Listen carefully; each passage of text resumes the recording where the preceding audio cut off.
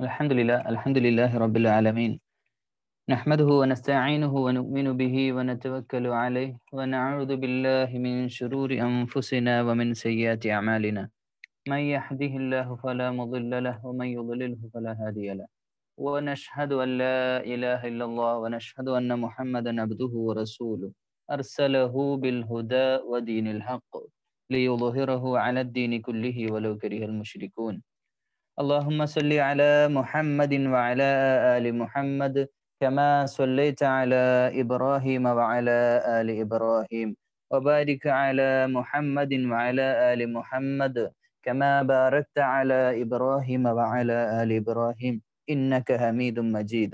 أما بعد فإن خير الحديث كتاب الله وخير الهدي هدي محمد صلى الله عليه وسلم وشر الأمور محدثاتها وكل محدثة بدعة وكل بدعة ضلالة وكل ضلالة في النار.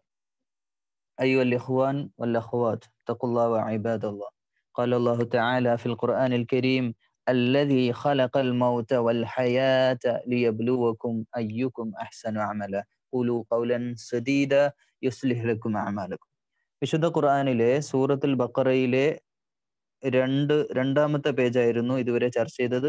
മൂന്നാമത്തെ പേജ് 6-ാം ആയത്ത് മുതൽ ഇന്നലെ ചർച്ച ആരംഭിച്ചു. ഇന്നല്ലദീന കഫറു സവാഉൻ അലൈഹിം. അവിടെ കാഫിരീങ്ങളുടെ സ്വഭാവത്തെ പറ്റി, നമ്മുടെ മനസ്സിലൊക്കെ ഉള്ള കുഫ്രിയത്ത്, നമ്മുടെ മനസ്സിലൊക്കെ കുറച്ച് കുഫ്റുണ്ട്, കുറച്ചൊക്കെ സത്യനിഷേധമുണ്ട്, എല്ലാവരുടെ മനസ്സിലും ഉണ്ട്. അതെല്ലാം ഇല്ലാന്ന് നമ്മൾ പറഞ്ഞിട്ട് കാര്യമില്ല. ജീവിതത്തിന്റെ ചില സന്ദർഭങ്ങളിലൊക്കെ നമ്മൾ കുഫ്രിയത്തിലേക്ക് വരും. നബി സല്ലല്ലാഹു അലൈഹി വസല്ലമയുടെ ഒരു പ്രത്യേകമായ ഒരു ഹദീസ് നമ്മൾ ഇന്നലെ പറഞ്ഞു. രാവിലെ കാഫിറാവും, വൈകിട്ട് മുസ്ലിമാവും. അത് മനുഷ്യന്റെ ഖൽബിന്റെ ഒരു അവസ്ഥയാണ്. കുഫ്രിയത്ത് എന്ന് പറഞ്ഞാല് നമ്മുടെ മനസ്സിലേക്ക് മെല്ലെ വരാൻ സാധ്യതയുള്ള ഒരു സംഭവമാണ്. അപ്പോൾ ഇത് ഒരിക്കലും എൻ്റെ പ്രിയമുള്ളവരെ വിചാരിക്കരുത്, വിശുദ്ധ ഖുർആൻ ഇപ്പൊ ഈ കാഫിർ എന്ന് പറയുമ്പോൾ അതൊക്കെ കാഫിർ എന്ന് പറഞ്ഞാൽ മുശ്രിക്കീങ്ങളാണ്. അപ്പൊ മുശ്രിക്ക് എന്ന് പറഞ്ഞാൽ പോരെ? മുശ്രിക്കീങ്ങൾ കാഫിർ എന്നല്ലല്ലോ പറയുന്നത്. കാഫിരീങ്ങൾ വേറെയാണ്, മുശ്രിക്കീങ്ങൾ വേറെയാണ്, മുഅ്മിനീങ്ങൾ വേറെയാണ്. അതൊക്കെ വേറെ വേറെ ആയിട്ട് തന്നെ പറഞ്ഞിട്ടുണ്ടല്ലോ. മുസ്ലിങ്ങളിൽ പെട്ടവർ തന്നെ കുഫ്രിയത്തുള്ളവരുണ്ട്, അതാ പറയുന്നത്. അതായത് മുസ്ലിം നാമധാരികളായവർ നമ്മളൊക്കെ ഉൾപ്പെടുന്ന നമ്മുടെ ഈ സമുദായത്തിന്റെ അകത്ത് തന്നെ കാഫിറുകളുണ്ട്. ഞാനും നിങ്ങളൊക്കെ കാഫിറുകളാണ്. ഏത് വിഷയത്തിൽ? ചില കാര്യങ്ങൾ, ജീവിതത്തിന്റെ ചില നിർണായകമായ ഘട്ടങ്ങളില് അള്ളാന്റെ ദീന് മാറ്റി നിർത്തിക്കൊണ്ട് സാഹചര്യത്തിന്റെ സമ്മർദ്ദം കൊണ്ട് നാട്ടുനടപ്പും നാട്ടാചാരങ്ങളും ഒക്കെ വരുമ്പോ ചിലപ്പോ നമ്മൾ ചില കുഫ്രിയത്തിലേക്കൊക്കെ നമ്മൾ മെല്ലെ മാറേണ്ടി വരും. അങ്ങനെയുള്ള ആ കുഫ്രിയത്തിനെ പറ്റിയാണ് ഇവിടെ പറയുന്നത്, അല്ലെ? എന്നാൽ പ്രകടമായ കാഫിറല്ല നമ്മൾ. സത്യത്തെ അറിഞ്ഞുകൊണ്ട് നമ്മൾ നിഷേധിക്കുന്നില്ല. സത്യം അറിയാം, എന്നാലാവട്ടെ ചില കാര്യങ്ങളിൽ നമ്മൾ നമ്മുടെ ഒരു 10% അല്ലെങ്കിൽ 5% നമ്മുടെ ജീവിതത്തിന്റെ നിർണായകമായ വിഷയത്തിൽ അള്ളാഹു ഇടപെടണ്ട. ശരിക്കും അള്ളാഹു അക്ബർ എന്ന് പറയുന്നതോടെ പിന്നെ നമ്മുടെ ജീവിതത്തിന്റെ എല്ലാ കാര്യവും അള്ളാഹുവിന്റെ നിയമ നിർദ്ദേശങ്ങൾക്ക് വഴിപ്പെട്ടായിരിക്കണം, അവന്റെ ഇഷ്ടങ്ങൾക്കനുസരിച്ചായിരിക്കണം. പക്ഷേ നമ്മൾ പലപ്പോഴും അള്ളാന്റെ ഇഷ്ടത്തിനനുസരിച്ചാവില്ല കാര്യങ്ങൾ നീക്കുക. ചില സാഹചര്യങ്ങളുടെ സമ്മർദ്ദം, ചില സമ്മർദ്ദങ്ങളിൽ നമ്മൾ അങ്ങനെയൊക്കെ ആകും. അപ്പൊ അവിടെ ഈ കാര്യം പറയുന്നു, ഇന്നല്ലതിനെ കഫർ. എന്നാൽ ഈ ഇങ്ങനെയുള്ള ഈ ഒരു കപടമായ, അല്ലെങ്കിൽ കാപ്പട്യം എന്ന് തന്നെ പറയില്ല, അത് വേറെ മുനാഫിഖുകളെ വേറെ വിഷയം പറയുന്നത്. മുനാഫിഖുകള് കാഫിരിങ്ങളല്ല, അവർക്ക് സത്യം അറിയാം. അവര് അറിഞ്ഞുകൊണ്ട് ആ ദീനിന്റെ അകത്ത് നിന്നുകൊണ്ട് തന്നെ കാപ്പട്യം കാണിക്കുന്നവരാണ്. ഇന്നല്ലദീന കഫറു സവാഉൻ അലൈഹിം. അവരോട് പറഞ്ഞിട്ടും കാര്യമില്ല, പറയാന്നിട്ടും കാര്യമില്ല. അവര് നന്നാവൂല, അവര് ശരിയാവൂല. അവരിൽ ജീവിതത്തിൽ ഒരു മാറ്റവും നമ്മൾ കാണാൻ സാധിക്കുകയില്ല. അവരോട് തർക്കിക്കാനോ അവരോട് സംസാരിക്കാനോ അവരോട് പിന്നാലെ നടക്കുകയോ ചെയ്യേണ്ട കാര്യമില്ല എന്ന് അല്ലാഹു സുബ്ഹാനഹു വ തആല പറയാണ്. ഖത്തം അല്ലാഹു. കാരണം അവരുടെ ഖൽബൊന്നും കേൾക്കൂല പറഞ്ഞാൽ കേൾക്കും, പക്ഷെ അതൊന്നും ഉൾക്കൊള്ളാനുള്ള ഒരു മാനസിക അവസ്ഥ അള്ളാഹു അവർക്ക് കൊടുത്തിട്ടില്ല. അലാ സംഅഹിം, അവർ കേൾക്കൂല. അവർ ചെവി കേൾക്കാത്തതുകൊണ്ട് പൊട്ടനായത് കൊണ്ടല്ല, ചെവി കേൾക്കും. അവരുടെ ചെവിയുടെ ഉള്ളിലേക്ക് ഈ ദീനിന്റെ നൂറ് കടക്കൂല, അത് ബ്ലോക്ക്ഡ് ആണ്, അങ്ങോട്ട് കടക്കൂല, എൻട്രി ഇല്ല. അല അബ്സ്വാരിഹിം, അവരുടെ കാഴ്ചയും അവർ കാണൂല. കാണും, അവര് കാഴ്ച ഉണ്ട്, സൈറ്റ് ഉണ്ട്, പക്ഷെ അവരുടെ ഉൾക്കാഴ്ച നഷ്ടപ്പെട്ട് കഴിഞ്ഞിരിക്കുകയാണ്. അതിനൊരു മൂടി വന്നിട്ടുണ്ട്. അതിലേക്ക് ഈ സത്യത്തിന്റെ യാഥാർത്ഥ്യങ്ങൾ, ആകാശലോകത്തെ നക്ഷത്രങ്ങളെ പറ്റി നോക്കൂ. ഇപ്പോഴും നമ്മുടെ നാട്ടില് നമ്മുടെ മീഡിയയും സോഷ്യൽ മീഡിയ ഒക്കെ ചർച്ച ചെയ്യുന്ന വിഷയം അള്ളാഹ് ഉണ്ടോ, ഖുർആൻ ഉണ്ടോ? ഇപ്പൊ ഇതല്ല ഏറ്റവും വലിയ ചർച്ച ഇതാണല്ലോ. ഇത് ഏറ്റവും വലിയ ചർച്ച ഇതാണല്ലോ. ഖുർആന്റെ സത്യാവസ്ഥ, അതിന്റെ കാര്യങ്ങള്, അങ്ങനെ തുടങ്ങി ഒട്ടുമിക്ക വിഷയങ്ങൾ ചർച്ച ചെയ്യുന്നവരോടൊക്കെ ഖുർആൻ ഒരു കാര്യം പറയുന്നുണ്ട്. നിങ്ങൾ അള്ളാഹ് ഉണ്ടോ എന്ന് ചോദിക്കുന്നവരോട് ഖുർആൻ പറയുന്നത് മേലോട്ട് നോക്കാനാണ്, ആകാശത്തേക്ക് നോക്കാൻ. ഈ ആകാശങ്ങളും നക്ഷത്രങ്ങളും ഈ കാണുന്ന മഹാപ്രപഞ്ചവും നമ്മൾ എന്തുമാത്രം നിസ്സാരമാണ്. നമ്മള് ഉമ്മാന്റെ ഗർഭാശയത്തിന്റെ അകത്ത് നിന്ന് ഒരു ക്രിക്കറ്റ് ബോളിന്റെ വലുപ്പത്തിനേക്കാൾ ചെറിയ വലുപ്പമുള്ള ഒരു ഒരു ഒരു ഗർഭാശയത്തിന്റെ അകത്ത് നിന്ന് മില്യൺ കണക്കിനുള്ള സ്പേമിൽ നിന്ന് ഒരു സ്പേമാണ് ഞാനും നിങ്ങളൊക്കെ. അതിങ്ങനെ വളർന്ന് ഡെവലപ്പ് ഇത്ര ആയിരിക്കണം. ഇത് വളർത്തിയ റബ്ബിനെ പറ്റി ചോദിക്കുമ്പോൾ നമുക്ക് അതിനൊക്കെ പറ്റി പഠിച്ചു കഴിഞ്ഞാൽ പിന്നെ നമുക്ക് ഈ ഇത്തരത്തിലുള്ള നിരീക്ഷരവാദങ്ങളിലേക്ക്, ദൈവമില്ല അല്ലെ യുക്തിവാദങ്ങളിലേക്ക്, അതൊക്കെ ചില ആളുകളുടെ സാഹചര്യങ്ങളാണ്. ഈ യുക്തിവാദികളുടെ ഒക്കെ കാര്യം നിങ്ങൾ പരിശോധിച്ച് നോക്കുക.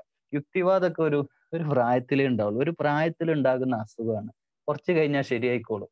പക്ഷെ അവരുടെ നാവ് കൊണ്ടും അവരുടെ പ്രസംഗം കൊണ്ടും ഉണ്ടാക്കി വെക്കുന്നത് പ്രയാസങ്ങൾ സമൂഹത്തിൽ വലിയതാണ്. അവര് വർത്തമാനങ്ങൾ പറഞ്ഞ് ആളുകളെ കുറെ പേര് വഴിതെറ്റാൻ അതിലൂടെ സാഹചര്യം. ഇബ്ലീസിന്റെ നാവായിട്ട് മാറുകയാണ് അവര്, പിശാചിന്റെ നാവായിട്ട് അവർ മാറുകയാണ്. അപ്പോ അള്ളാഹുവിന്റെ ദീനിനെ പറ്റി പഠിക്കാൻ, അള്ളാഹിനെ പറ്റി പഠിക്കാൻ ആകാശത്തേക്ക് നോക്കിയാൽ മതി. നക്ഷത്രങ്ങളെ പറ്റി, ഗ്രഹങ്ങളെ പറ്റി, ഈ പ്രപഞ്ചത്തിന്റെ മഹാസാധ്യതകളെ പറ്റി.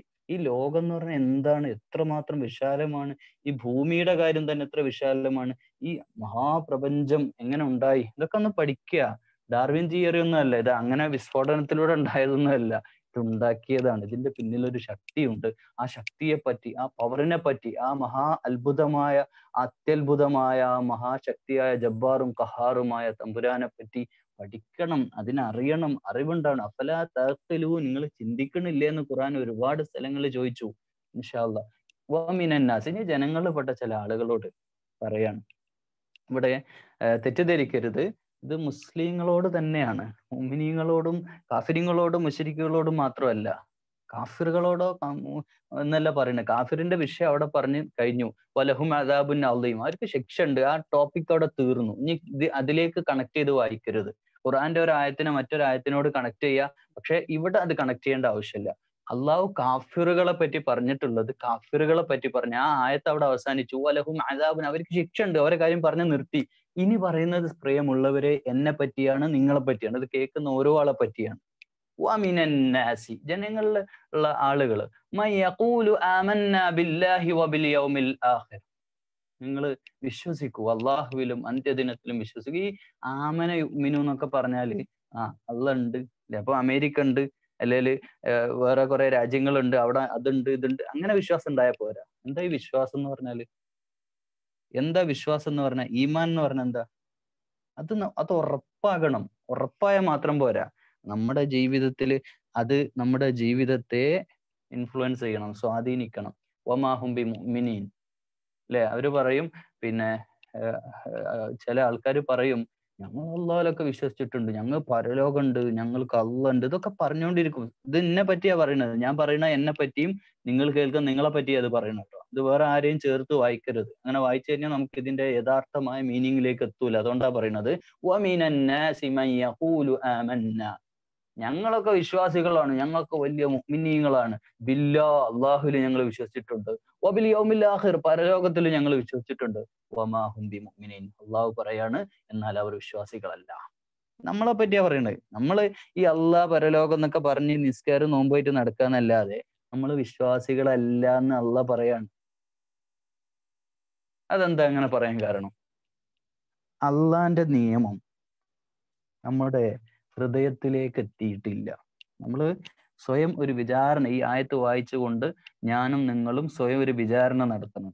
കാണാൻ പാടില്ലാത്തത് കാണരുത് എന്നല്ല പറഞ്ഞു. നമ്മൾ കാണണില്ലേ? കാണല് നിർത്തണം. കേൾക്കാൻ പാടില്ലാത്ത ഗീബത്തും നമീമത്തും മറ്റു വ്യക്തികളെ പറ്റി ഇന്ന് കേൾക്കാത്തവരാരെങ്കിലും ഉണ്ടോ അവിടെ? ഇന്ന് ഏതെങ്കിലും ഒരു വ്യക്തിയെ പറ്റി ചർച്ച ചെയ്യുന്നതിൽ, ഇറച്ചി തിന്നുന്നതിൽ പങ്കെടുക്കാത്ത ആരെങ്കിലും ഉണ്ടോ ഇവിടെ?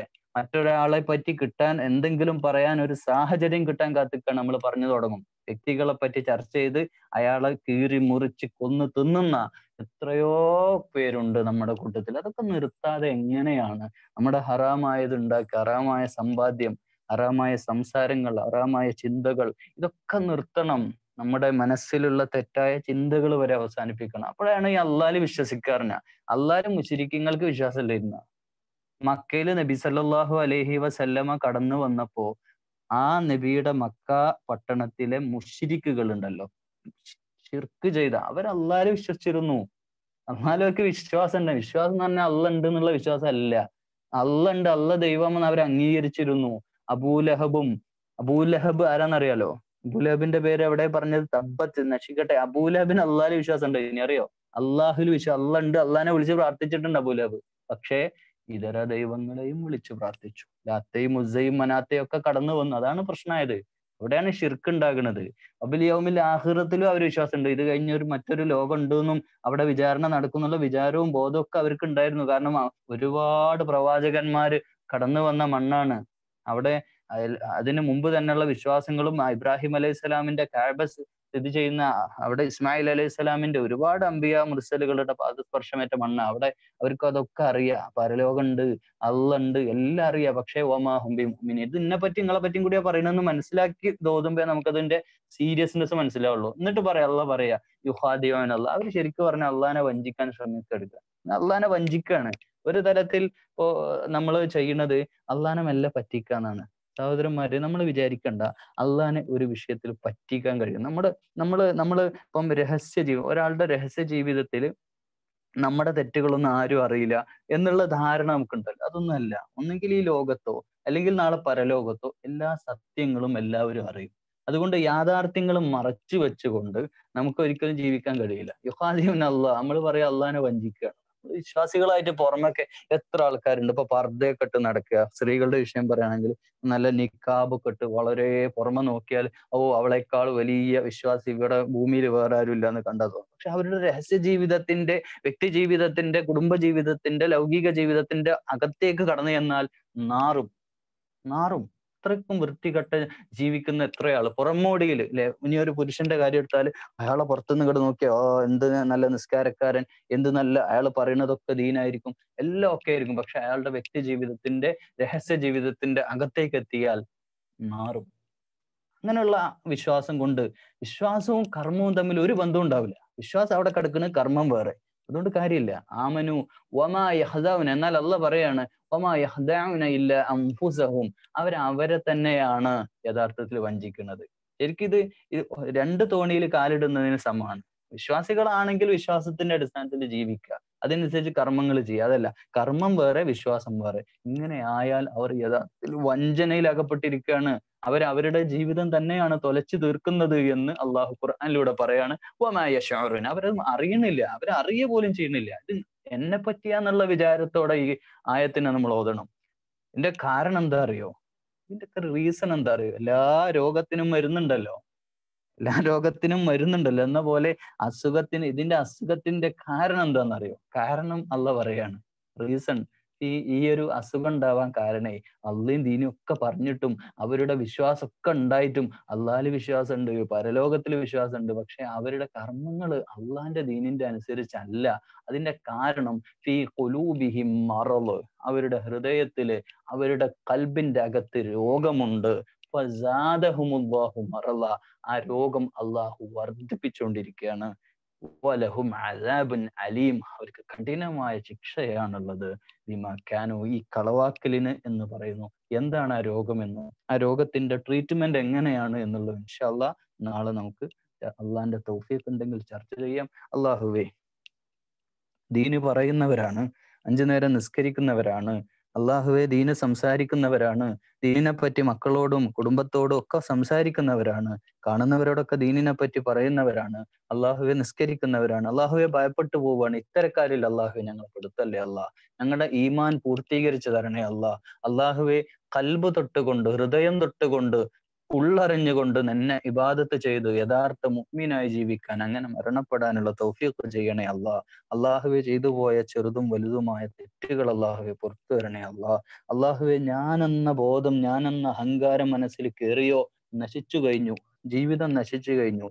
അള്ളാഹുവെ അങ്ങനെ ഒരു ഒരു അഹങ്കാര ബോധം, അഹങ്കാരം, അഹംഭാവം അള്ളാഹുവെ ഞങ്ങളുടെ മനസ്സിൽ ഉണ്ടാക്കല്ലേ അള്ളാഹ്. അള്ളാഹുവെ മനസ്സിനെ ശുദ്ധീകരിക്കാൻ തഖ്വയുള്ള യഥാർത്ഥ ഈമാനുള്ള മുഅ്മിനായി ജീവിപ്പിച്ച് മരിപ്പിക്കണേ അള്ളാഹ്. اللهم اغفر للمؤمنين والمؤمنات والمسلمين والمسلمات والأحياء منهم والأموات إنك مجيب الدعوات يا قاضي الحاجات. اللهم ربنا أجرنا من النار. اللهم ربنا لا تؤاخذنا إن نسينا واخطأنا. ربنا ولا تحمل علينا إصرا كما حملته على الذين من قبلنا. ربنا ولا تحملنا ما لا طاقة لنا به. واعف عنا واغفر لنا وارحمنا. أنت مولانا فانصرنا على القوم الكافرين. اللهم رب ارحمهما كما ربيانا صغيرا. اللهم ربنا هب لنا من أزواجنا وذرياتنا قرة أعين واجعلنا للمتقين إماما. اللهم رب زدنا علما نافعا وعملا متقبلا ورزقا حلالا طيبا. اللهم ربنا آتنا في الدنيا حسنة وفي الآخرة حسنة وقنا عذاب النار. اللهم ربنا تقبل منا إنك أنت السميع العليم وتب علينا إنك أنت التواب الرحيم. السلام عليكم.